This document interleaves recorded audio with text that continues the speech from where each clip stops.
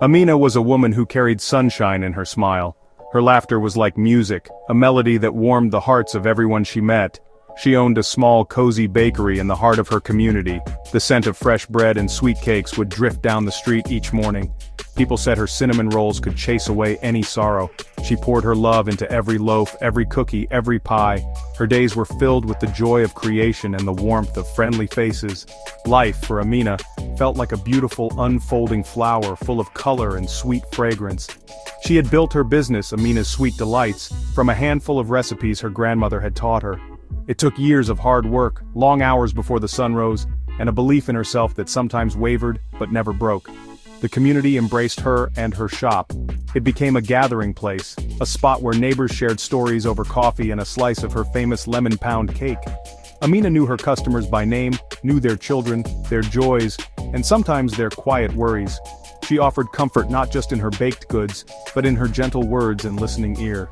She felt a deep connection to the people she served. Her small apartment above the bakery was her sanctuary. It was filled with books, plants, and the lingering scent of vanilla and spices. In the evenings, after the last customer had left and the ovens had cooled, she would sit by her window. She would watch the city lights begin to twinkle, feeling a quiet sense of pride and contentment.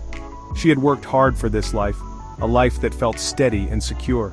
She believed in the goodness of people and the promise of tomorrow. Her spirit was bright, her heart was open, and she faced each day with a deep well of gratitude for all that she had. Little did she know, the winds of change were beginning to stir. Life, in its unpredictable way, was preparing to test her strength.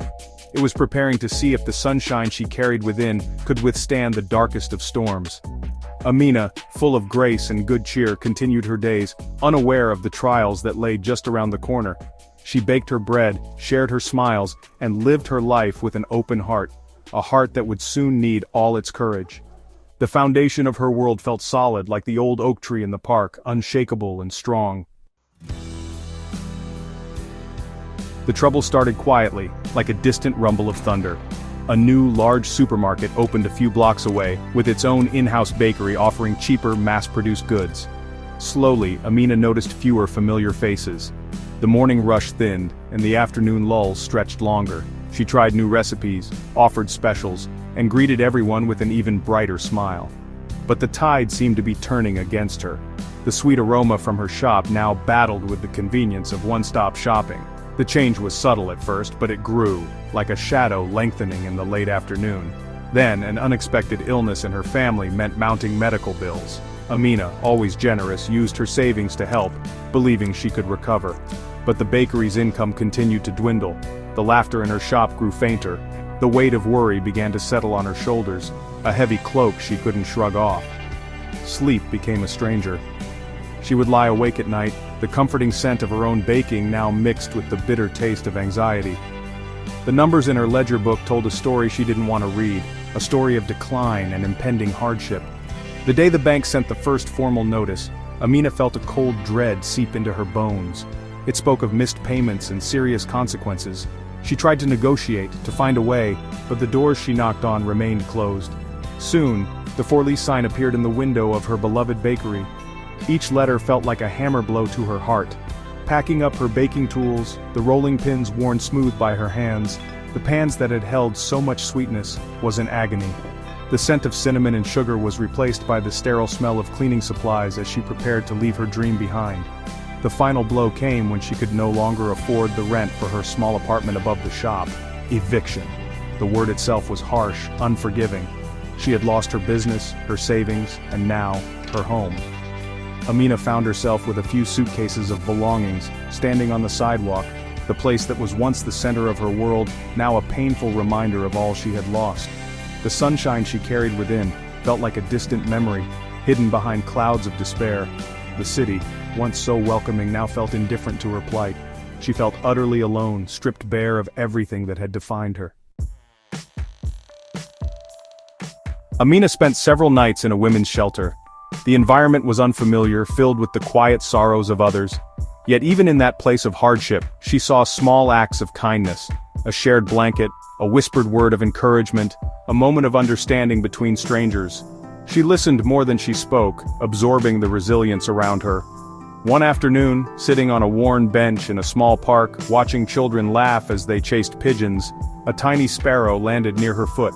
It pecked at the ground, fearless and determined. Amina watched it, and a flicker of something, not quite hope, but a refusal to be completely extinguished, stirred within her. She remembered her grandmother's words spoken many years ago. "Child, life can try to knock you down, but it can't keep you down unless you let it. Inside you is a spirit tougher than any stone." Amina held on to those words. She started by helping in the shelter's kitchen. The familiar motions of chopping vegetables, stirring pots, even washing dishes brought a sliver of comfort. It was not her bakery, but it was work, honest work. She found a quiet dignity in serving others, even as she herself was in need. Her hands, which had crafted delicate pastries, now served simple, nourishing meals. Slowly, a tiny seed of an idea began to sprout. She started baking again, using the shelter's kitchen during off hours. Just a few cookies at first, using ingredients donated or bought with the little money she earned from odd jobs. She shared them with the other women, and then with the shelter staff. The familiar smiles returned to their faces when they tasted her creations. Someone suggested she try selling them at a local farmer's market. The thought was daunting. She had no equipment, no capital, only her skill and a fierce desire to rebuild, not her old life but a new one, piece by piece. With the encouragement of a kind shelter worker, she applied for a small table at the market. The first day, she sold out of her ginger snaps and oatmeal raisin cookies within a few hours. It wasn't much money, but it was a start. It was proof that her gift still had value, that she still had something to offer. Each sale was a small victory, a tiny chip against the mountain of her previous losses. She saved every penny, her determination growing with each passing week. The climb was slow, arduous, and often lonely. But she kept putting one foot in front of the other, her grandmother's words echoing in her heart. Years passed. Amina's small market stall gradually grew. She became known for her hope cookies and resilience rolls. She saved enough to rent a tiny commercial kitchen space, shared with other small food entrepreneurs. It wasn't her old bakery with its sunny windows and cozy chairs, but it was hers. She worked tirelessly, her hands remembering the dance of flour, sugar, and spice. She hired another woman from the shelter to help her, offering not just a job, but a hand up, just as she had once needed. Her circle of support widened, built on shared experiences and mutual respect. Her triumph was not measured in reclaiming what she had lost, for some things can never be fully restored to their original form. Instead, her victory was in the discovery of an unshakable strength within herself. She had faced the abyss, and had chosen to climb out, not with bitterness, but with a deeper understanding of life's fragility and its profound beauty.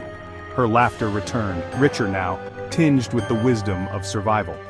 She found joy not in abundance but in sufficiency, and in the ability to share her gifts and her story, to inspire others who faced their own storms. Amina eventually opened a small community kitchen program, teaching baking skills to women trying to get back on their feet. She understood that losing everything could strip away one's sense of worth, and she wanted to help others find theirs again, through the simple, transformative act of creation. Her new Sweet Delights was more than a business. It was a testament to the human spirit's capacity to endure, to rebuild, and to find purpose even in the aftermath of devastation. She learned that true wealth wasn't in a bank account, but in the richness of the soul and the connections we forge with others. The journey from rock bottom had been long and arduous. There were days she had wanted to give up, days when the memory of her losses felt too heavy to bear, but she had persevered. Amina learned that resilience was not about avoiding the fall, but about how one chooses to rise. Her inner strength, once a quiet ember, had been fanned into a steady flame, a beacon for herself and for those she now guided. Her life was a song again, a different melody than before, more soulful, more profound, and infinitely more inspiring. She stood tall, a testament to the enduring power of hope.